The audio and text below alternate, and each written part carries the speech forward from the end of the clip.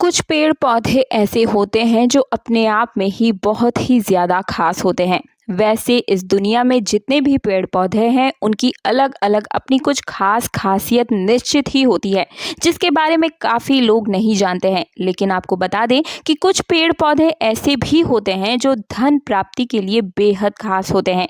इसी प्रकार कुछ पेड़ पौधे ऐसे भी होते हैं जो मनोकामना पूर्ति के लिए अचूक और रामबाण बताए गए हैं। तो दोस्तों, आज की इस वीडियो में हम आपको बताएंगे कुछ ऐसे ही पेड़ पौधों के बारे में जो मनोकामना पूर्ति के लिए इस्तेमाल किए जाते हैं। बल्कि कई पेड़ पौधे ऐसे भी होते हैं जो जीवन में चल रही हर प्रकार की परेशानी को भी समाप्त कर सकते हैं। तो इस वीडियो को पूरा ध्यान से देखकर सभी बातों को ध्यान से सुनने और समझने की कोशिश कीजिएगा और उसके बाद अपने हर एक परिवार के सदस्य, अपने हर एक दोस्त के साथ इस वीडियो को ज़्यादा से ज़्यादा जरूर शेयर कीजिएगा दोस्तों। क्योंकि अगर आप किसी के दुखों को दूर करने में थोड़ा सा भी सहयोग करते हैं तो ऐसे में आपके भी कष्ट दूर होते हैं। क्योंकि इसमें बहुत ज़्यादा खास जानकारी है। आज के इस खास वीडियो में बिल्कुल मुफ्त में आपको ये जानकारी मिलने जा रही है। दोस्तों, सबसे पहले आप वीडियो को लाइक करके कमेंट बॉक्स में ओम नमः शिवाय जरूर लिख दीजिएगा।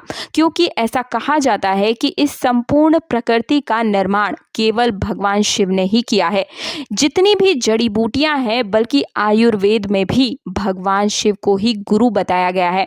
बल्कि तंत्र मंत्र या जितनी भी चीजें हैं इस दुनिया में जो भी मौजूद है, जितने भी यंत्र होते हैं, उन सभी के गुरु केवल शिव को ही माना गया है।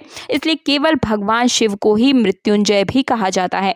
तो दोस्तों, आपको बता दें कि बहुत सारी इस संसार में अदृश्य शक्तियां मौजूद रहती हैं। जैसे कि मैंने अपने कई सारे वीडियोस में भी आपको काफ़ी बार ये चीज़ बताई हुई है कि अदृश्य शक्तियां किस प्रकार प्रभाव किसी भी व्यक्ति पर डालती हैं। अगर आपने पिछली वीडियो नहीं देखी है तो आपको बता दें कि अदृश्य शक्तियां केवल किसी भी व्यक्ति की ऑरा को प्रभावित करती है। जब भी कोई भगवान की ओर पूजा पाठ करता है, उनके प्रति मदद की भावना लेकर जाता है, तो भी आप इस प्रकार से प्रभाव डालकर आपकी मदद के लिए ईश्वर जरूर आते हैं। इस प्रकार नकारात्मक ऊर्जाएं होती है जो किसी भी व्यक्ति के ऊपर प्रभाव डालती हैं और इसी के कारण फिर वो व्यक्ति कभी चिंता में, कभी घबराहट में, परेशानी में डूबने लग जाते हैं और उन्हें खुद नहीं समझ आता है कि आखिर हमारी परेशानी से हम कैसे बाहर निकल पाएं। काफ़ी लोगों की यही समस्या होती है। वे हर सोशल मीडिया पर हर एक इंसान से पूछ कर थक जाते हैं कि हमारी इस समस्या का कोई निदान बता दे तो हमारा जीवन भी सफल हो जाए। कोई पंडित आपको सही राह नहीं दिखाएगा, लेकिन हमारे चैनल पर बिल्कुल ही मुफ्त में गुरुजी के द्वारा बताए गए उपायों को आप तक जनसाधारण भाषा में पहुंचाया जाता है। आपने ये भी देखा होगा कि जब आप परेशानी में होते हैं तब केवल इतना कहते हैं कि परेशानी मत करो हमें। बिल्कुल आप सामने वाले व्यक्ति से यही कहते हैं कि हमें परेशान मत करो, चिंता मत करो। लेकिन इसे कहने से सामने वाला व्यक्ति जब आपको कहता है कि चिंता मत करो, सिर्फ कहना मात्र आसान नहीं होता, करना भी बहुत ज़्यादा मुश्किल होता है। कोई भी व्यक्ति नहीं चाहता है कि वह चिंता करे, परेशानी में डूबा रहे। लेकिन जब जीवन में हालात बहुत ज़्यादा काबू से बाहर हो जाते हैं तो ऐसे में चिंता और परेशानी निश्चित ही होती है। अगर नकारात्मक ऊर्जाएं भी प्रभाव डालती हैं तो ऐसे व्यक्ति को फिर रात को ठीक से नींद नहीं आ पाती है। सुबह उठते ही उसके मन में बेचैनी बनी रहती है और पूरा दिन ही वो व्यक्ति हर कार्य में जो है पूरा ध्यान नहीं लगा पाता है। दोस्तों, इन सभी परेशानियों में कुछ पेड़ पौधों की सहायता लेकर आप अपने कार्य को पूरा करवा सकते हैं। जैसे कि सबसे पहला जो पौधा है वो है तुलसी का पौधा। इस पौधे को सभी लोग अपने घर में लगाते हैं और भगवान विष्णु का स्वरूप मानते हैं और ये भगवान जो विष्णु है उनका प्रिय पौधा भी है।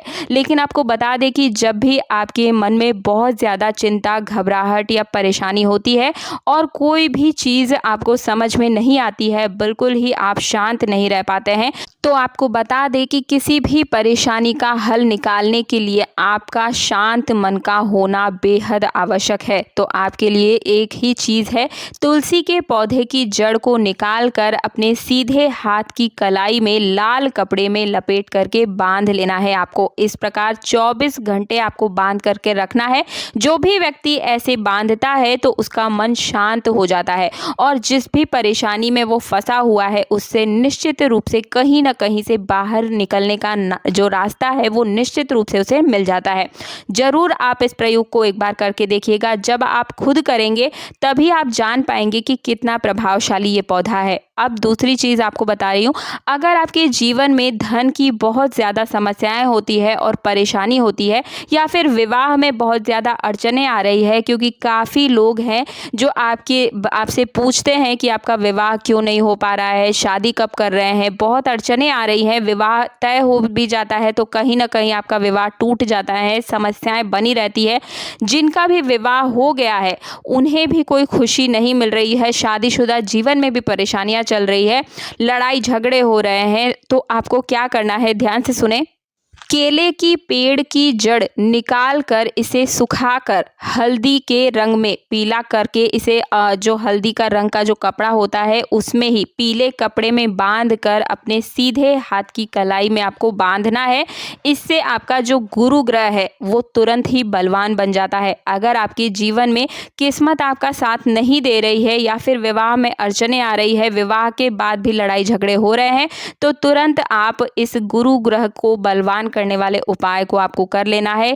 केले की जड़ को आपको जैसे मैंने बताया है पीले रंग के कपड़े में अपनी कलाई में बांध लीजिए। तुरंत ही आपका जो भी काम है शादी विवाह से जुड़ा हुआ, तुरंत ही आपकी समस्या का समाधान आपको मिल जाएगा। अब मैं आपको बता दूं कि काफ़ी लोग ऐसे होते होंगे, आपने देखा भी होगा ऐसे लोगों को जो ज़्यादा कार्य नहीं कर पाते हैं, बस पूरा दिन सोते रहते हैं, थोड़ी देर ही कार्य करते हैं, लेकिन फिर भी उनके पास धन की कोई समस्या नहीं होती है। तो आपको बता दें कि ऐसा अक्सर उन्हीं लोगों के साथ होता है जिनका गुरु ग्रह बलवान होता है, क्योंकि ये किस्मत का ग्रह होता है दोस्तों।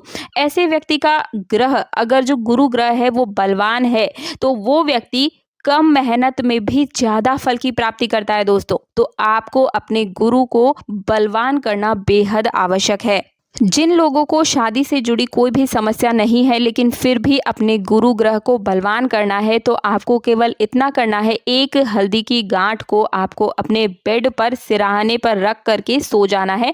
इसे आप तकिए के नीचे रख सकते हैं या फिर गद्दे के बिल्कुल नीचे भी रख सकते हैं, जिससे कि किसी को पता भी ना चले। हल्दी की गांठ को अपने मस्तिष्क की सिलाई में आपको इस प्रकार रखना है, यानी कि गद्दे में, कि आपके सिर के पास ये चीज़ हल्दी की गांठ रहेगी, बिल्कुल सर के नीचे होनी चाहिए।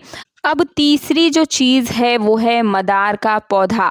उसकी जड़ निकालनी है आपको। अगर आपके जीवन में नित्य प्रति जीवन में आपकी कोई भी समस्या हो, चाहे वो धन से जुड़ी हो, कर्ज से जुड़ी हो, शारीरिक परेशानी, मानसिक परेशानी, ग्रह कलेश, कैसी भी समस्याओं को दूर मात्र एक उपाय से आप रामबाण उपाय चाहते हैं तो वो है मदार का पौधा।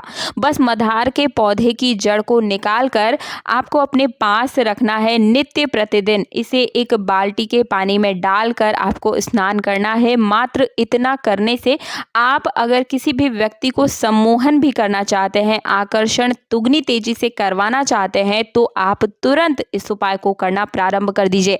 अगर आपकी कोई ऐसी मनोकामना है जिसे आप पूर्ण करवाना चाहते हैं, या फिर कोई ऐसी चीज है जिसे आप आकर्षित करना चाहते हैं, ऐसा कोई कार्य है जिसे आप तुरंत ही पूर्ण करना चाहते हैं, तुरंत आपको गुड न्यूज अपने कानों में सुनने को मिल जाए, तो आपको किसी भी सोमवार या शुक्रवार या फिर गुरुवार से एक आंकड़े के पौधे की जड़ को निकाल करके इसे रोज अपने नहाने के पानी में डाल लेना है कुछ देरी के लिए, यानी कि 10 मिनट 15 मिनट डालकर छोड़ दें और उसके बाद इस जल से आप स्नान कर लीजिए। दुगनी तेजी से आप किसी भी को भी सम्मोहन की क्रिया से अपनी जो भी मनोकामना है उसको पूर्ण कर सकते हैं।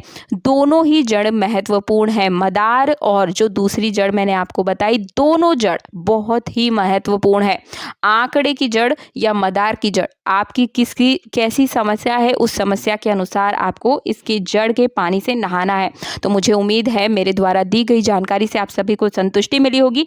इसी प्रकार से निजी जीवन की से जुड़ी हर समस्या का समाधान अगर आप सबसे पहले पाना चाहते हैं तो हमारे चैनल को सब्सक्राइब करने के साथ पास वाले बेल आइकन को बिल्कुल प्रेस कर दीजिएगा, ताकि हमारी रोज आने वाली वीडियो का नोटिफिकेशन सबसे पहले आपको मिल सके। मिलती हूँ अगले वीडियो में। जय श्री राम, जय बागेश्वर धाम।